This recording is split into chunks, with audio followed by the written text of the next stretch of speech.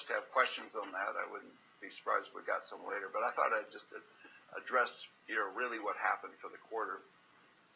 Several factors, actually. If there was just one, I'd tell you what it was, but it was several. It really starts with we were off revenue plan. We had a plan of $1.5 billion for the quarter, $1.5 billion US dollars. I'll be staying in US dollars in this discussion. And we made $1.4 billion of revenue. Not going out of business. That's actually more revenue than we did in 2011. We did about 1.25 revenue in 2011, so it's more revenue. But it wasn't our plan. What happens when you don't make plan? That $100 million. Usually, it's about 20%, around 20% of that turns into gross margin. But it affected really our gross margin by about $32 million. So we're kind of $32 million off a plan for gross margin. Now on the TICC, on the overhead story, it was a good story. We saw the revenue that was coming down. The revenue was coming down. We could see that in the first of the quarter. So what we did was we started telling people to cut overhead, and you did a pretty nice job in Jess. Jess got $8 million off of the overhead, so thank you very much for that. Business groups and divisions didn't cut $3 million off, so the total TIC reduction from plan, which was good, was about $11 million, and that was quite helpful. What we should have done was cut a little bit more, probably double of that. If we would have, it would have positively affected our EBBT, and the stock would have done a lot better.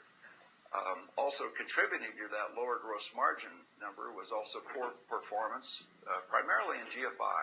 I mean, none of the business groups, as you'll see from, not very many of the business groups you'll see from Mike Lucky's numbers, did very well on the gross margin a plan that they were supposed to hit. But GFI had some problem projects. Probably shouldn't have been bid. These were kind of under the risk review radar. And then they were against about 7 or 8 competitors. Those 7 or 8, when you have that many competitors, you have to worry when you win a design build lump sum project.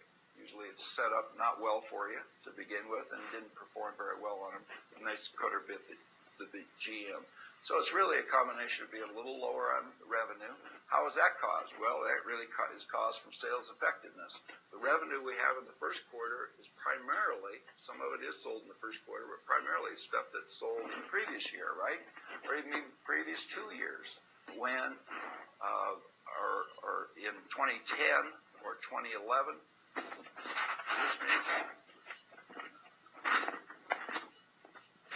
stuff that we didn't win. I don't think it's me. I don't know.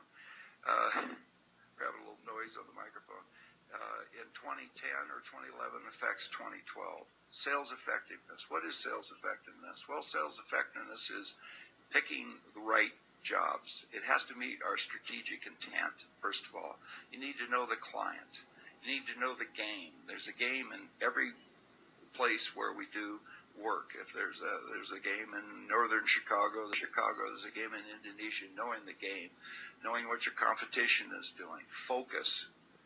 Coming in second usually means we didn't focus enough. We didn't put the right team together. We didn't really focus well. It's also winning the right jobs. You prefer to win the jobs that have more gross margin in them, and if you're going to lose, you want to lose the jobs that have less gross margin. So sales effectiveness is something that we really need to focus on going forward because it affects the future. That's why the backlog number going up in general in the company right now is a very encouraging sign, because that will pay dividends out 1, 2, 3, 4 beyond quarters. So it's very important. Overhead reduction, I mentioned it before. We did cut $11 million out. I still think our overhead's too high. I know I've been beating on this for a while, but it's our money. If you're a shareholder in the company, it's your money. So, what can you do about it? Well, don't take a plane trip to do a 2-hour meeting. Just don't do it. And don't let your staff do it.